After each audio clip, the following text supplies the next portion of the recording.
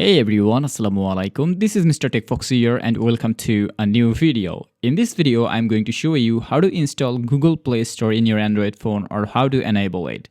If it helps, please consider subscribing and liking the video. First of all, you have to know that sometimes Google Play Store may be disabled in your Android phone. For example, right now Play Store is disabled in my phone. If I search here Play Store, there's nothing named Google Play Store. So what I have to do right now is I have to go to settings. So normally search settings in your phone and open it. And now you have to search apps. So I'm searching right now, apps and manage apps. And you have to search here Google Play Store.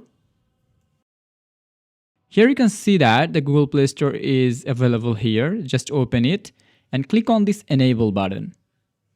And that's it. We have enabled Google Play Store in our phone.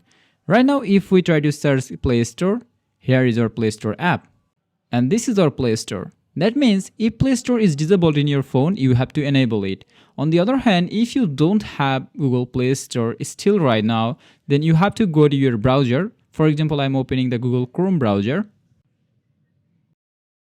And now you have to search on the search bar Google Play Store. APK Mirror. Just open it. And here you will get all of the available versions of Google Play Store. Just download the latest one. So normally click on the download button, and from here you can easily download that and install in your phone.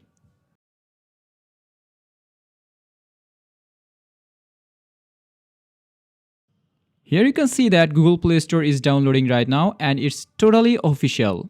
After downloading it, normally make sure that you are installing it in your phone. And that's it. How to download Google Play Store in your Android phone or how to enable it. Thanks for watching.